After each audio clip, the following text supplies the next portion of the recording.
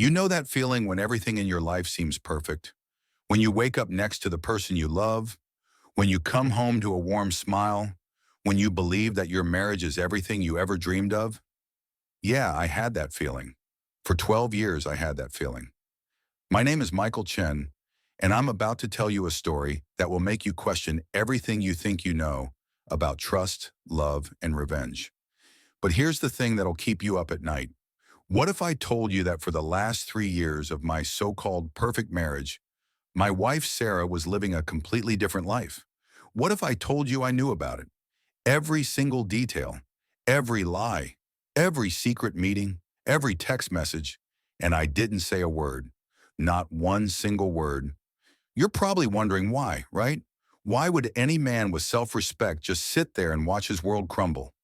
Well, stick around, because this isn't your typical cheating spouse story. This is about patience. This is about planning. This is about making sure that when the hammer finally drops, it doesn't just hurt, it destroys everything she built on lies. Let me take you back to where it all started. 3 years ago, on a Tuesday morning in April. I remember it was a Tuesday because Sarah always went to her book club on Tuesday evenings, or at least that's what she told me. I was working from home that day, finishing up a presentation for a client meeting. My company, Chen Digital Solutions, was doing well. Really well, actually. I'd built it from the ground up, and we were finally seeing the kind of success I'd always dreamed about. Sarah was proud of me, or so I thought. Around 2 in the afternoon, I realized I'd left my phone charger in Sarah's car. She'd taken my car that morning because hers was making some weird noise. No big deal, right? I grabbed her keys from the kitchen counter and headed out to the driveway. Her car smelled like her perfume, that vanilla and jasmine scent I'd bought her for our 10th anniversary. I popped open the glove compartment, and that's when my whole world shifted on its axis. There was a phone. Not her iPhone with the rose gold case that I'd seen her use that very morning. This was a Samsung, cheap-looking, with a plain black case, a burner phone. Why would my wife have a burner phone? My hands were shaking as I powered it on. No password. That should have been my first red flag about how confident she was that I'd never find it. The screen lit up, and my heart dropped into my stomach. Messages, hundreds of them, all to one contact saved as Jay. Can't wait to see you tonight. Tell him it's book club again. Last night was incredible. I've never felt this alive. He's working late again. Come over at 8. I sat there in that car, in my own driveway, reading message after message, and something strange happened. I didn't cry. I didn't scream. I didn't storm into the house and confront her. Instead, this cold, calculated calm washed over me. You want to know what I did? I took pictures. Lots of pictures. Every single message, every photo she'd sent, every plan they'd made. Then I put that phone back exactly where I found it, went back inside, and continued working on my presentation like nothing had happened. That night when Sarah came home from her book club, she kissed me on the cheek and asked how my day was. I smiled and said, "Pretty routine. How was book club?" "Oh, you know, same old discussions about character development and plot twists," she laughed. Janet brought amazing lemon bars, though. Janet, her supposed best friend from book club. I wondered if Janet even existed, or if she was just another character in Sarah's elaborate fiction. "Sounds great, babe," I said. "I'm glad you have that outlet. You deserve it, and I meant it, because that outlet, that book club, was going to be exactly what she deserved in the end." Over the next few days, I became a detective in my own life. I started noticing things I'd been too blind or too trusting to see before. The way she'd angle her phone away from me when texting. How she'd started going to the gym 4 times a week when she used to go twice. The new lingerie I'd found in her drawer that she'd never worn for me. Jay turned out to be Jason Hartley. Want to know the kicker? He was our neighbor. The guy who lived 3 houses down. The same guy who'd helped me install our new fence last summer. The same guy whose wife, Michelle, had invited us to their 4th of July barbecue. Jason and Michelle had 2 kids, Emma and Tyler, cute kids who'd play in the cul-de-sac with the other neighborhood children. Michelle was a nurse who worked night shifts at the county hospital, which meant Jason was home alone a lot of nights. Convenient, right? I started watching. Not in a creepy way, just paying attention to patterns I'd previously ignored. Every Tuesday and Thursday, Sarah would leave for her supposed activities, book club on Tuesdays, yoga class on Thursdays.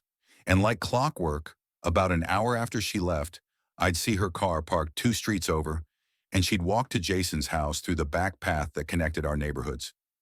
Did you know that anger can be cold?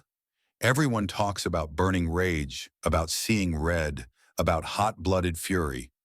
But real anger, the kind that comes from betrayal this deep, it's ice. It's calculated. It freezes your impulsive reactions and lets you think clearly for the first time in your life. I didn't want to just expose them. Any idiot with a camera could do that. I didn't want to just divorce Sarah and move on. That was too easy, too clean. She'd get half of everything I'd built, and she'd probably end up with Jason, living happily ever after while I picked up the pieces. No, I wanted something different. I wanted complete and total destruction of the fantasy world she'd built. But to do that, I needed information. I needed to understand exactly what I was dealing with. So I hired a private investigator. His name was Frank Morrison, a retired cop who'd been recommended by one of my business associates. I didn't tell him everything at first, just said I suspected my wife was cheating and I needed proof for divorce proceedings. Frank was good, really good. Within 2 weeks, he came back with a full dossier that made my stomach turn. The affair had been going on for 3 years. 3 years. Not 3 months, not 3 weeks. 3 entire years of my life had been a lie. But it got worse. Much worse. Turned out Sarah and Jason had been high school sweethearts. They'd broken up when they went to different colleges and both had moved on, gotten married, started lives. But 3 years ago, when Jason and Michelle moved into our neighborhood, old feelings apparently resurfaced. According to Frank's investigation, they'd rekindled things at a neighborhood watch meeting. How's that for irony? A meeting about keeping our community safe was where my wife decided to blow up our marriage. The affair was intense. They'd meet twice a week minimum, sometimes more when they could manage it. They'd go to hotels when Michelle was working and I was traveling for business. They'd even taken a weekend trip together to a cabin upstate, telling their respective spouses they were at work conferences. Frank showed me photos. My wife and Jason holding hands at a restaurant 40 miles away, kissing in a parking lot, entering and leaving hotels. Every image was like a knife, but I kept my face neutral, thanked Frank for his work and asked him to continue monitoring. "You're taking this pretty well," Frank said, studying my face. "Most people break down when they see this stuff." "I'm processing," I told him, which wasn't a lie. I was processing. I was processing every detail, every angle, every piece of information into a comprehensive plan. Here's what most people don't understand about revenge. It's not about the act itself. It's about the preparation. It's about understanding your opponent so completely that when you make your move, there's no defense, no escape, no way to minimize the damage. I spent the next 6 months just gathering information. During that time, I was the perfect husband. I complimented Sarah more. I took her out to nice dinners. I bought her flowers for no reason. I made love to her with passion and tenderness, all while knowing exactly where she'd been and what she'd done.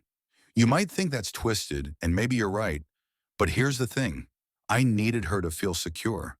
I needed her to think she was getting away with it, because people who feel safe make mistakes.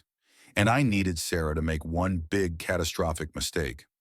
I also started making some business moves. I'd always kept Sarah on the periphery of my business finances. She knew we were doing well, but she didn't know the details. That was about to work in my favor. I started moving assets.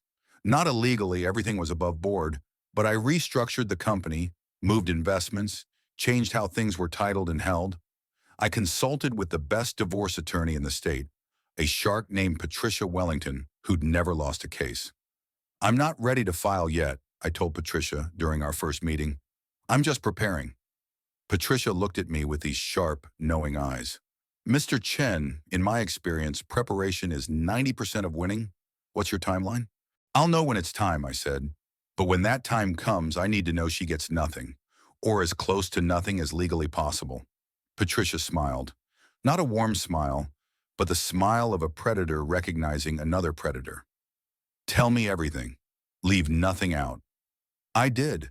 Every detail of the affair, every financial asset, every piece of property, every investment. Patricia listened, took notes, and started building a strategy. Marital infidelity, especially of this duration and nature, will play in your favor, she said. But we need to be smart about this. We need documentation of everything, and we need to be patient.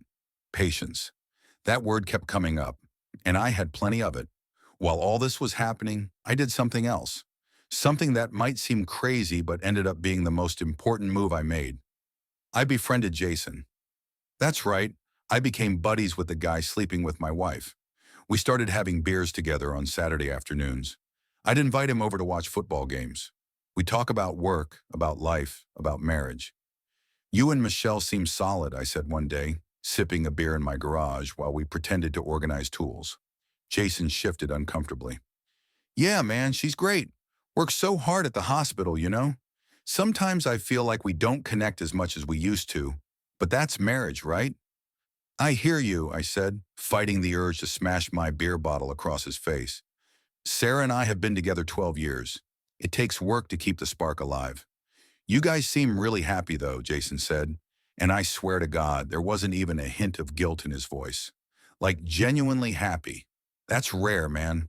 I wanted to laugh, or scream, or both. Instead, I just nodded and took another sip of beer. We work at it, I said. Communication is key.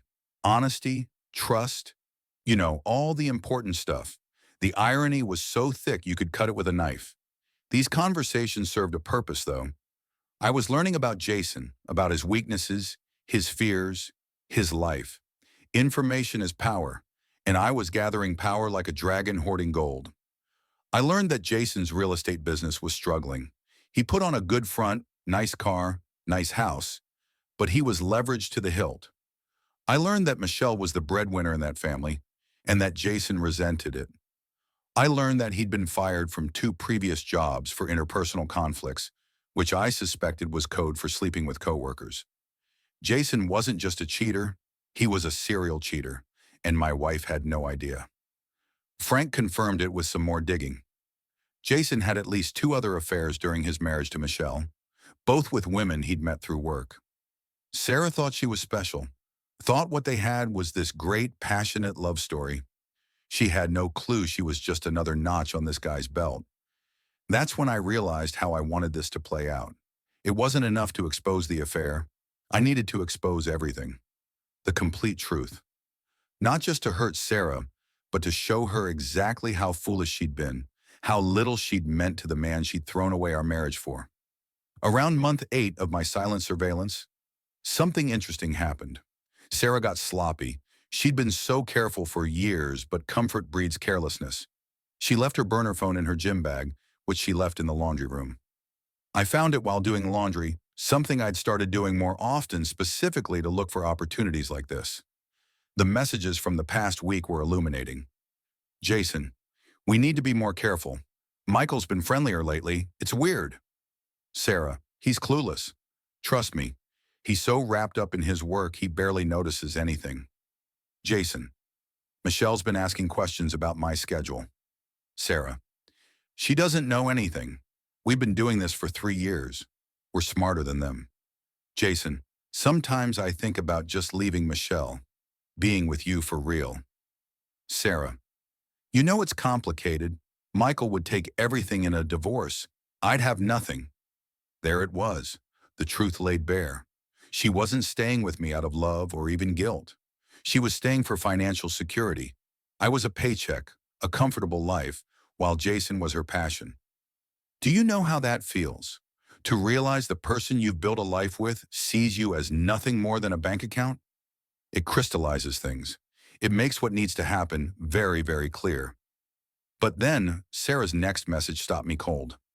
Sarah, I've been thinking, Michael's company is worth millions now. If I wait a couple more years, play the devoted wife, then file for divorce on my terms, I could walk away with enough to set us up for life. No more sneaking around, no more lies, just us. That evening, Michelle showed up at my door. I was alone. Sarah was supposedly at yoga, though I knew she was actually at a hotel with Jason, trying to calm him down and strategize. Michael, can we talk? Michelle asked. She looked tired, Her nurse's scrubs wrinkled from a long shift. "Of course, come in," I said. "Everything okay?" She came in but didn't sit down, just stood in my foyer, wringing her hands. "I don't know how to say this," she started. "I don't even know if I should say this." "Whatever it is, you can tell me," I said gently. "I think Jason is having an affair," she said, and tears started rolling down her face. "I found these hotel receipts, charges on our credit card for places he's never taken me, and he's been so distant, so secretive." I let the pause hang for a moment, then said quietly, "With Sarah." Michelle's head snapped up. "You know, I know," I said. "I've known for almost a year." She looked at me like I was crazy. "A year? And you haven't said anything?" "Come on, sit down," I said. "Let me make you some tea and I'll explain everything." Over the next hour, I told Michelle everything. Well, not everything. I didn't tell her about my plans for revenge, but I told her about finding the phone, about the investigation, about the 3-year affair. I showed her some of the evidence Frank had compiled. She cried. Then she got angry. Then she cycled through about 15 different emotions while I just sat there, being supportive and calm. "Why didn't you tell me?" she finally asked. "Because I needed to handle this my way," I said, "and I needed the truth to come out at the right time. I think that time is now." "What are you going to do?" she asked. I smiled. "I'm going to give Sarah exactly what she deserves, and if you're willing, I'd like your help." Michelle looked at me with red-rimmed eyes. "What do you need?" "First, I need you to not confront Jason yet. Can you do that? Can you pretend you don't know for just a little while longer?" She hesitated, then nodded. "How long?" "2 weeks. Just 2 more weeks, and this all ends. I promise." "And then what?"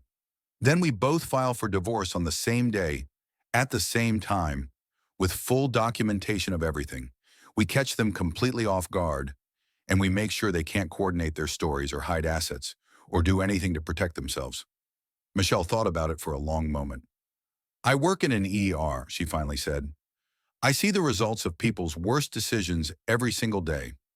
I've learned that sometimes the best medicine is the kind that hurts going down but prevents infection." "Exactly," I said. She stood up. 2 weeks. Then I want my life back." 2 weeks, I confirmed. After she left, I sat in my living room and felt something I hadn't felt in months. Not happiness exactly, but satisfaction. The pieces were finally in place. The end game was beginning.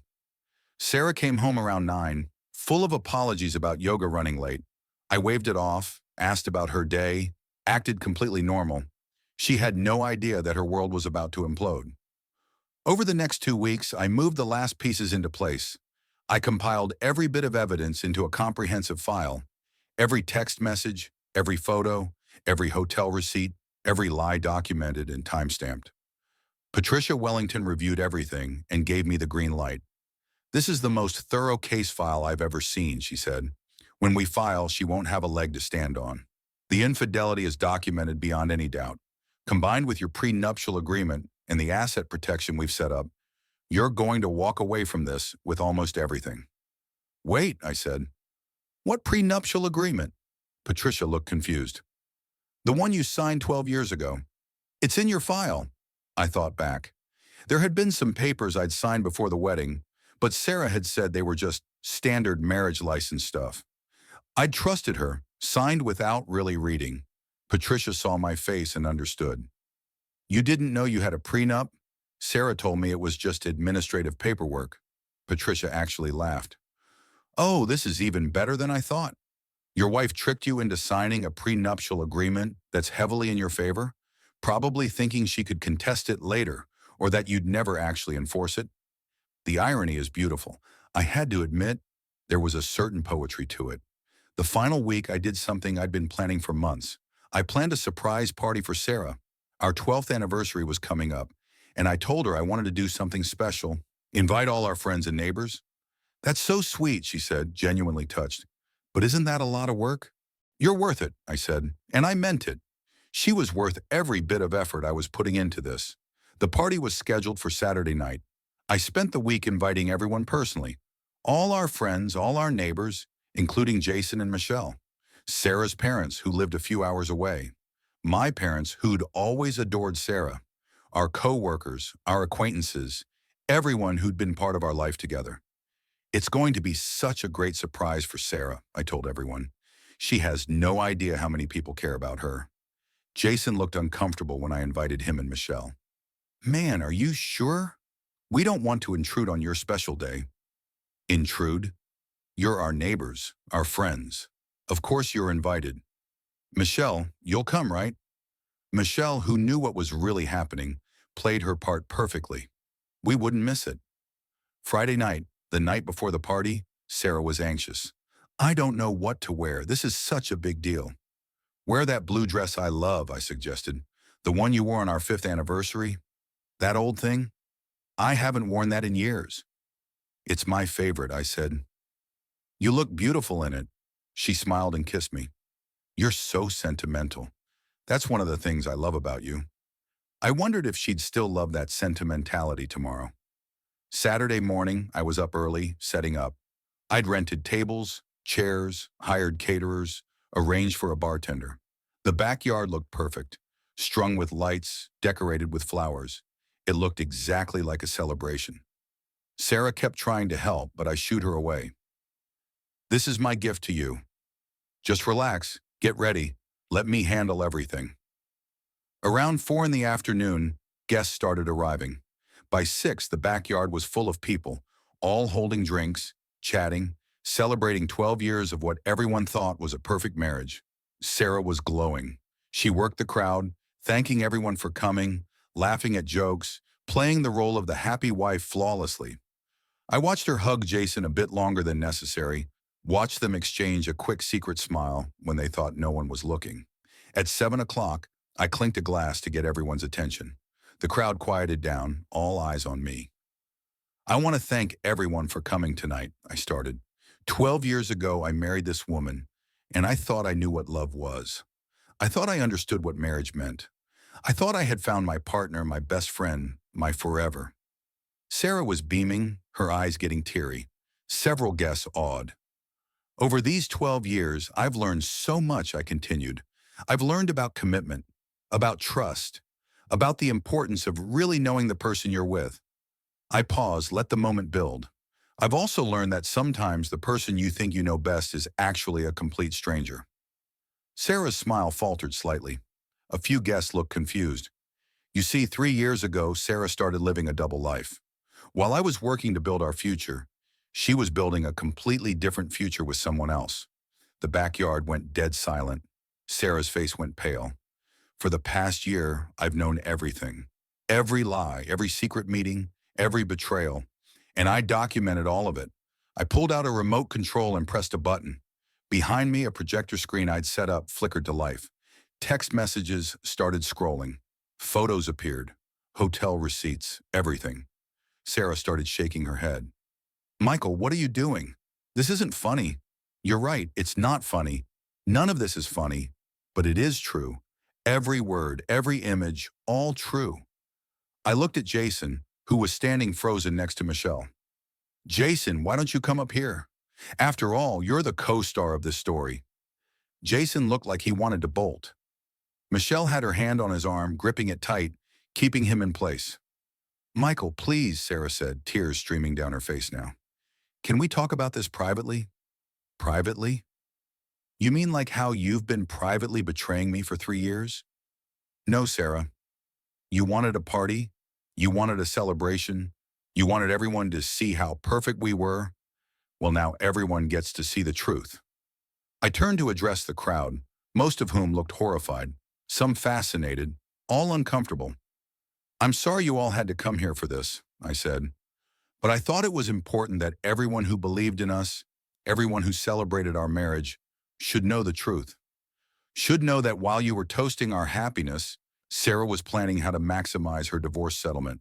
While you were congratulating us on our strong relationship, she was coordinating hotel meetings with our neighbor. Sarah's mother stood up. Michael, this is cruel. Cruel, I laughed, but there was no humor in it. I'll tell you what's cruel, Margaret. Cruel is giving someone 12 years of your life, your complete trust, your whole heart, and having them systematically destroy it while smiling to your face. Cruel is plotting to take everything someone worked for because you see them as nothing but a paycheck. That's cruel. I turned back to Sarah. You wrote in one of your messages that I was clueless, that I was so wrapped up in work I didn't notice anything. You were wrong.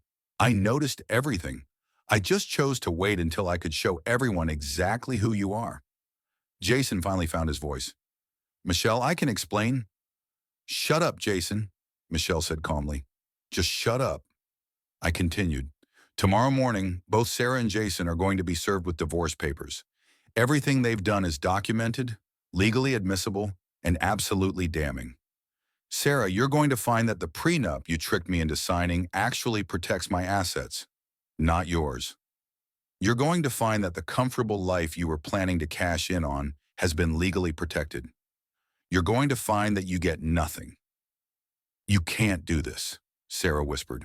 I already have. The papers are filed, the assets are protected. This marriage is over, and you're going to walk away with exactly what you brought to it, which, if memory serves, was about $35,000 in student loan debt that I paid off. I looked around at the shocked faces of our guests. I'm sorry again that you all had to witness this, but I wanted witnesses. I wanted everyone who watched us build a life together to see how it ends. There's food and drink. Feel free to stay or go as you choose. I'm going to go inside now. I started walking toward the house, then paused and turned back. Oh, and Sarah? That blue dress? I suggested it because I knew it would photograph well. Everything about tonight has been documented by the 3 cameras I have hidden in the yard, including your reaction and Jason's panic. It's all evidence now. The look on her face was a mix of horror, rage, and disbelief. Part of me wanted to feel bad. Part of me wanted to take it all back, to rewind to when I still believed in us. But that part was buried under 3 years of lies. I went inside and watched through the window as chaos erupted. Sarah collapsed into a chair, sobbing. Jason and Michelle were arguing. Guests were leaving in hurried groups, whispering to each other. Sarah's parents were trying to comfort her. It was destruction on a scale I'd planned for, but seeing it actually happen was something else entirely. My phone rang. It was Patricia. I'm watching the live feed, she said. I'd given her access to the camera feeds. That was brutal, Michael. Effective, but brutal. She earned it, I said flatly. The media is going to love this. It's already being recorded and shared on social media. You might want to prepare for attention. I don't care about attention. I care about justice.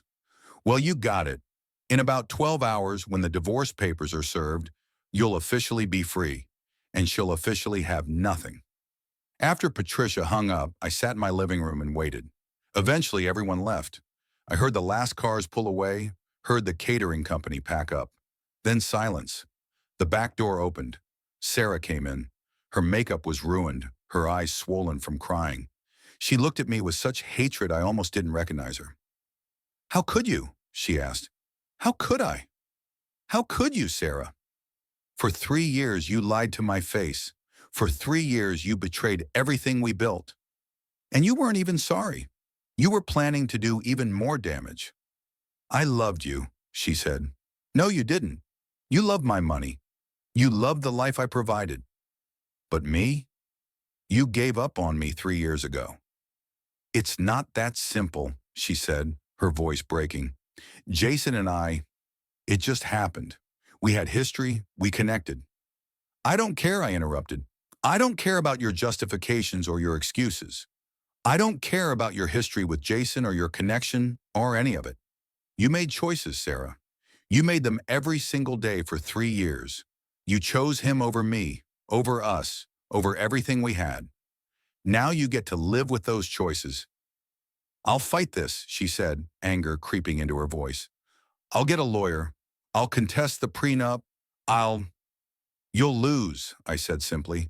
I've spent a year preparing for this. Every legal avenue is covered. Every asset is protected. Every piece of evidence is documented. You have no move here, Sarah. You already lost. You lost the day you decided I wasn't enough.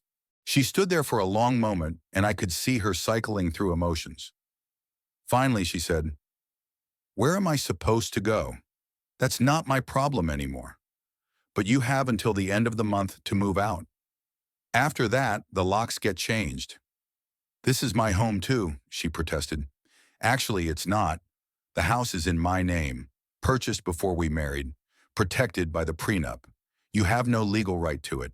But I'm giving you 3 weeks out of courtesy. Don't mistake courtesy for weakness. Sarah looked at me like she'd never seen me before. You've become someone I don't recognize. I could say the same about you. But the truth is, I think this is who you always were. I was just too in love to see it. She turned and walked upstairs. I heard drawers opening, things being moved around. She was packing. Good. I sat there in the dark, and for the first time in a year, I let myself feel. Not sadness exactly, not even anger anymore. Just exhaustion. Bone-deep exhaustion from carrying the weight of this secret, this plan, this revenge.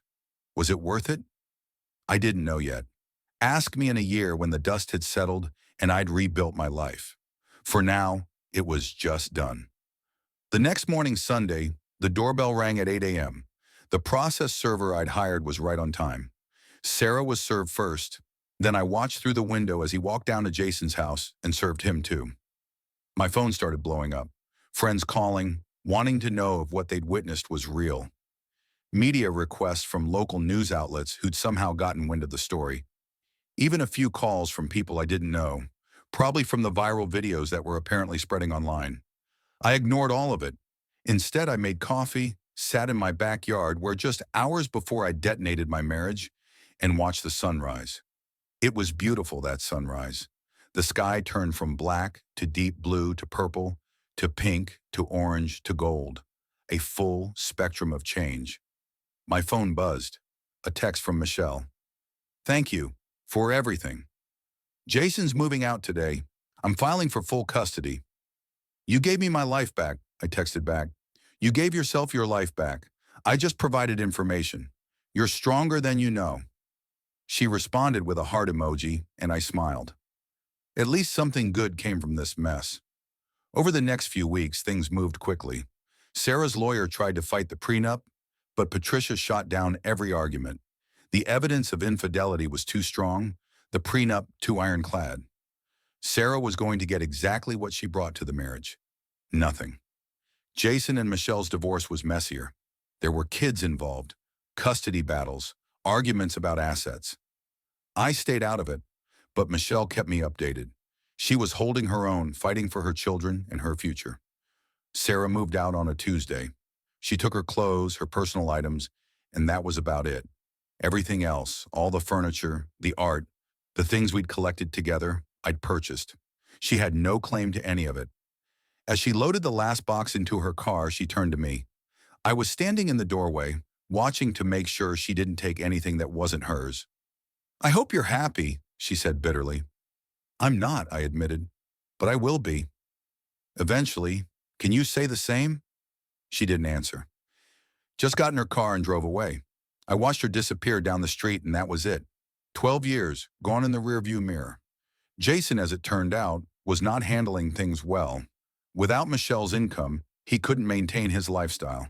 His real estate business tanked, probably not helped by the scandal that was now public knowledge. He ended up having to sell his house at a loss and move into an apartment across town. Sarah, desperate and without options, moved in with him.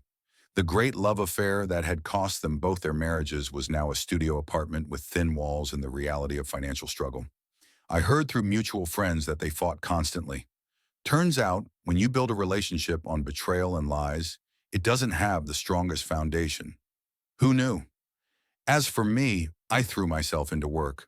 My business was booming, ironically boosted by all the media attention.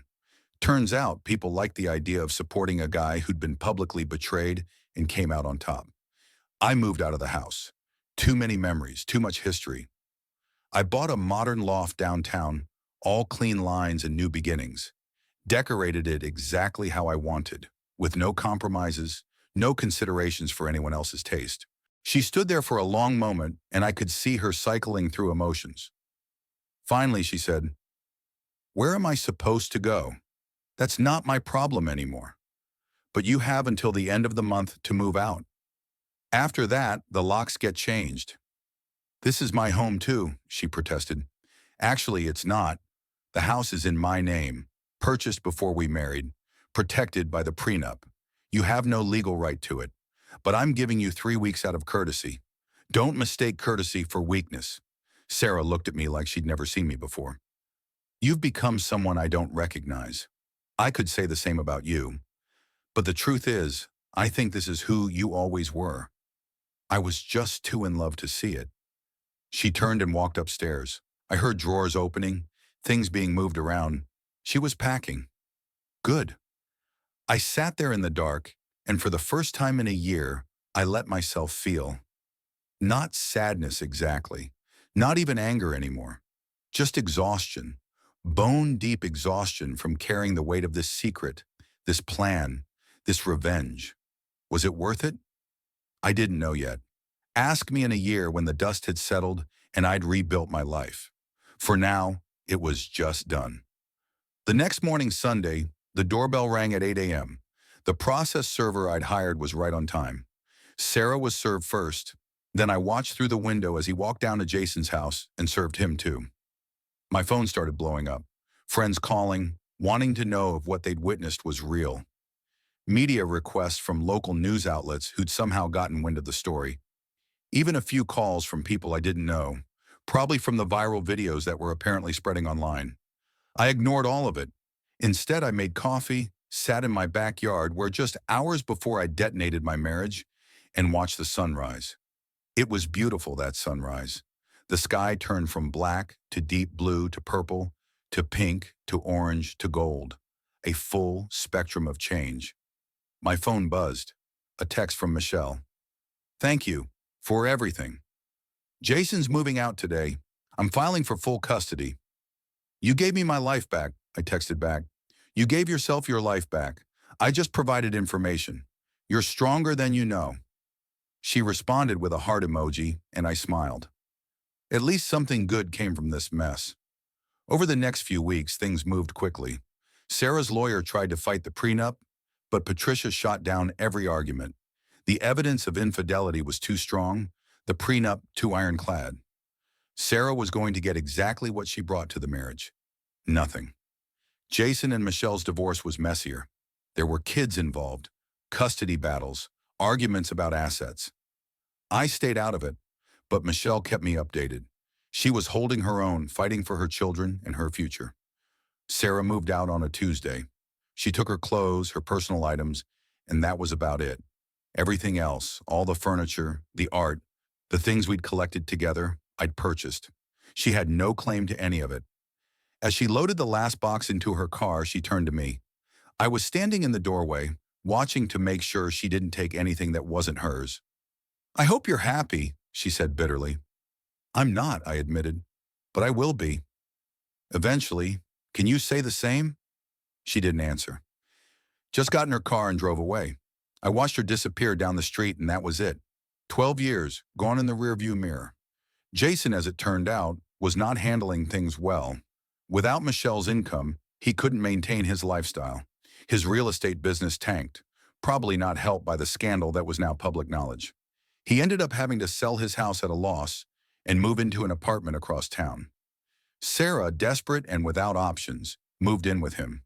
The great love affair that had cost them both their marriages was now a studio apartment with thin walls and the reality of financial struggle. I heard through mutual friends that they fought constantly.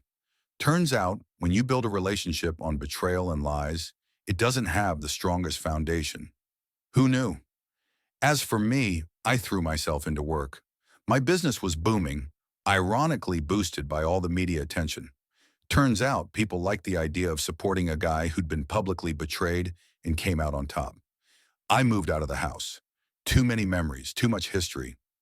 I bought a modern loft downtown, all clean lines and new beginnings. Decorated it exactly how I wanted, with no compromises, no considerations for anyone else's taste. I dated a little. Nothing serious, wasn't really ready for that. But it was nice to go to dinner with someone who saw me as a person, not a paycheck, who laughed at my jokes because they were funny, not because they were hiding secrets. 6 months after the divorce was finalized, I got a call from an unknown number. Against my better judgment, I answered. Michael? It was Sarah's voice. She sounded tired. What do you want, Sarah? I just wanted to apologize. For everything. I know it doesn't mean anything now, but I'm sorry. You didn't deserve what I did to you.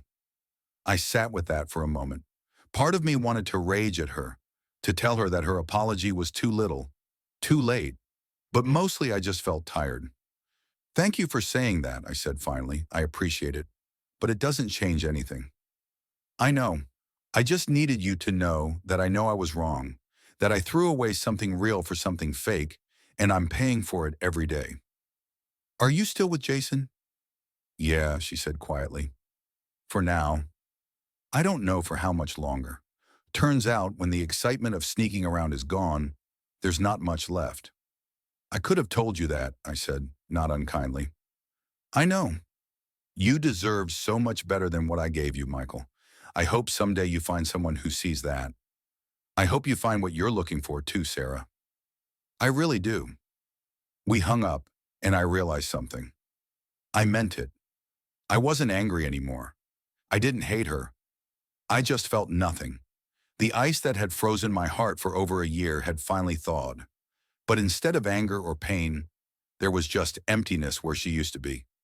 And that was okay. Emptiness could be filled. Emptiness was potential. A year after the divorce, I ran into Michelle at a coffee shop. She was with her kids, both of them looking happy and healthy. Michael, she smiled when she saw me. How are you? I'm good, I said, and realized it was true. Really good. How about you? We're great. The kids are adjusting well. I got a promotion at work. Jason sees them every other weekend, and even that's more about appearances than actually wanting to be a father. But we're better off without him. I'm glad to hear that. She hesitated, then said, Look, I know this might be weird, but the kids and I are having a barbecue next weekend. Nothing big, just a few friends. Would you want to come? I thought about it. A year ago, I would have said no, would have wanted to keep my distance from anything connected to that chapter of my life. But now, I'd like that, I said. Should I bring anything? Just yourself, she smiled. The barbecue was nice, normal. Michelle's friends were good people. Her kids were funny and sweet. I found myself laughing, genuinely relaxing for the first time in what felt like forever. As I was leaving, Michelle walked me to my car. Thank you for coming, she said, and thank you for everything you did. I know your methods were unconventional, but you gave me the push I needed to take my life back. We gave each other that push, I said. You could have let Jason keep lying.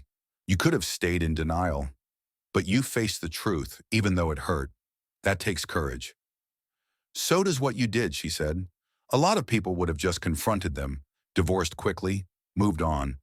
But you made sure they understood the consequences of their actions. You made sure they couldn't just walk away and start over somewhere else with no accountability. Some people would say I went too far, I said. Maybe, she shrugged. But some people have never been betrayed by the person they trusted most. They don't understand what that does to you. I do, and I think you handled it the only way that made sense for you. I drove home that night feeling lighter than I had in 2 years. Michelle was right. I'd handled it the way that made sense for me. Not everyone would approve. Some people would always think I was too harsh, too calculating, too cold. But those people hadn't lived through what I lived through. They hadn't spent 3 years being lied to by the person who promised to be faithful. They hadn't heard their spouse plan to use them for financial gain before discarding them. I did what I needed to do to survive that betrayal, to come out the other side still standing, still whole, still me. 2 years after the divorce, I heard through the grapevine that Sarah and Jason had broken up. He'd cheated on her, ironically enough, with a client. Sarah had apparently been devastated, unable to understand how someone could betray her like that. The irony was not lost on me. I also heard she'd moved back in with her parents, was working at a different gallery, was trying to put her life back together. Part of me felt bad for her, a small part. The rest of me remembered those messages, that plan to maximize what she could take from me, and felt nothing. As for Jason, last I heard he'd moved out of state. His real estate license had been suspended for some ethics violation, and he was working in retail. Michelle had full custody of the kids and they rarely saw him. The neighborhood had moved on. New families moved into Jason's old house.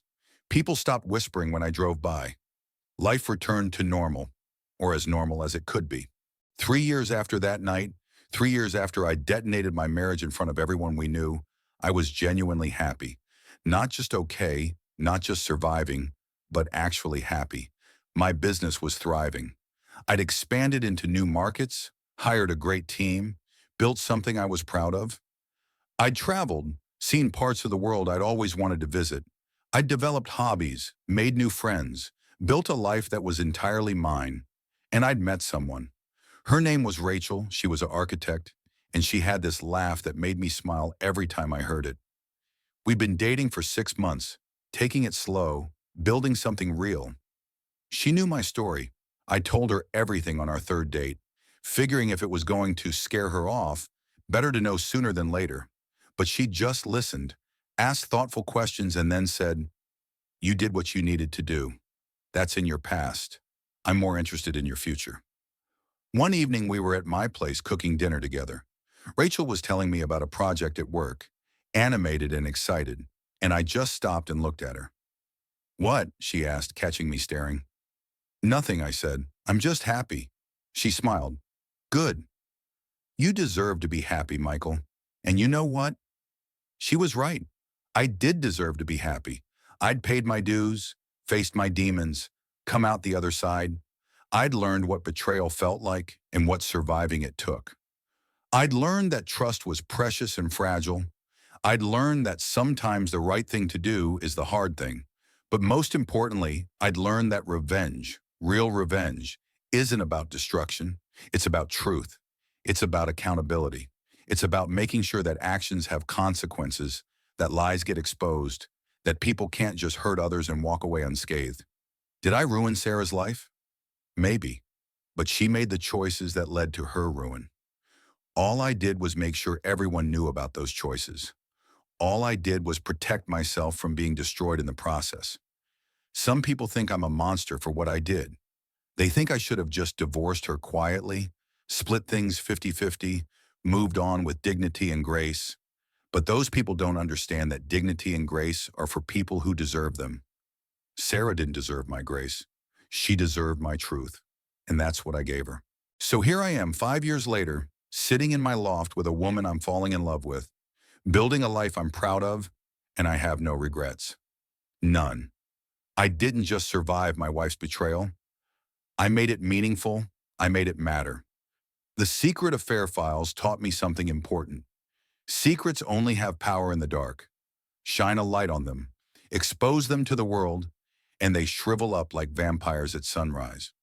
Sarah thought she could keep her double life hidden forever. Thought she could control the narrative, control me. She was wrong. I controlled the narrative. I chose when and how the truth came out. I chose who got hurt and who got protected. I chose to survive and thrive rather than be a victim. That's the real story here. Not the betrayal, not even the revenge. The real story is about a man who refused to be destroyed by someone else's choices. A man who took control when his world fell apart and rebuilt it better than before. Looking back now, I almost want to thank Sarah. Almost. Because that betrayal, as much as it hurt, as much as it cost, taught me who I really am. It taught me what I'm capable of. It taught me that I'm stronger than I ever knew. I'm not saying everyone should handle betrayal the way I did. Everyone's situation is different. Everyone's capacity for this kind of calculated response is different. But for me, it was right. For me, it was necessary. For me, it was survival. And in the end, that's what matters. Not whether other people approve of my methods, not whether Sarah or Jason or anyone else thinks I went too far. What matters is that I survived, I thrived, and I built a life worth living. The secret affair files are closed now, archived in a folder somewhere in Patricia Wellington's office, gathering digital dust. I don't need them anymore. They served their purpose. They were my weapon, my shield, my path to freedom. Now they're just a reminder of who I used to be and how far I've come. Rachel calls me from the kitchen. "Michael, this sauce needs tasting. Come here." I go, I taste, I kiss her, and I think about how different this is from what I had with Sarah. How real it feels. How uncomplicated, despite all my complications. Perfect, I tell her. And I mean the sauce. But I also mean this moment, this life, this future I'm building.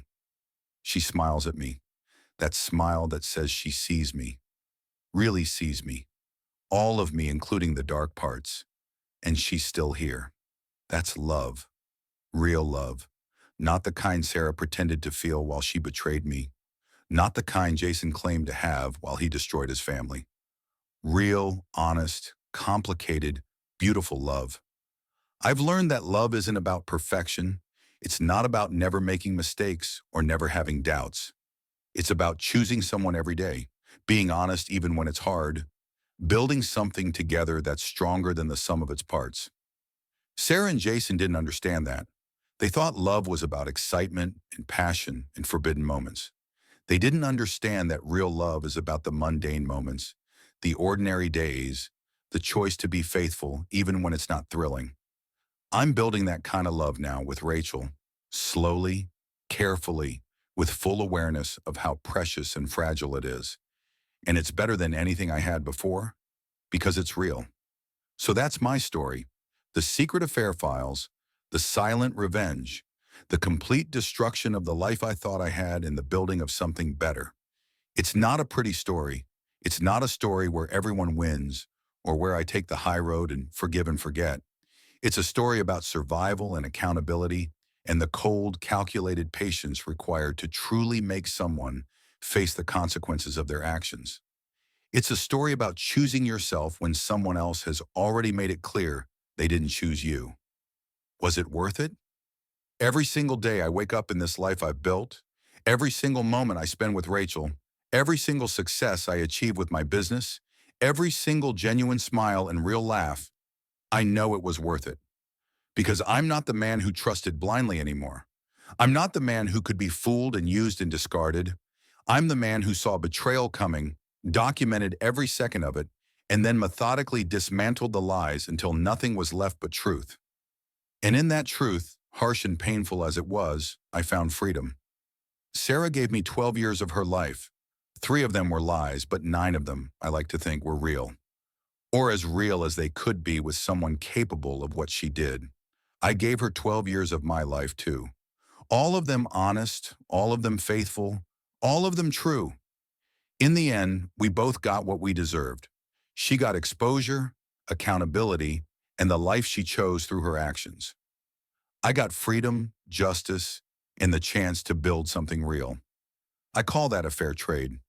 And if anyone ever asks me if I regret how I handled it, if I regret the public humiliation, the calculated revenge, the complete destruction of her reputation and future prospects, I'll tell them what I've told myself 1,000 times.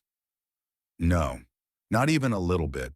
Because revenge, when it's done right, isn't about anger or hatred. It's about balance. It's about restoring order to a universe that was thrown into chaos by someone else's selfishness. It's about making sure that truth wins, that actions have consequences, that people can't just hurt others and walk away clean. Sarah thought she could have it all. The security of our marriage and the excitement of her affair. The comfortable life I provided and the passion Jason offered. My money and his attention. Everything with no cost, no consequences, no accountability. I made sure she learned otherwise. And that lesson, as harsh as it was the last gift I gave her. Because maybe, somewhere down the line, she'll become a better person because of it. Maybe she'll think twice before betraying someone's trust again. Maybe she'll understand that actions matter and choices have weight and you can't just do whatever you want without facing the results. Or maybe she won't.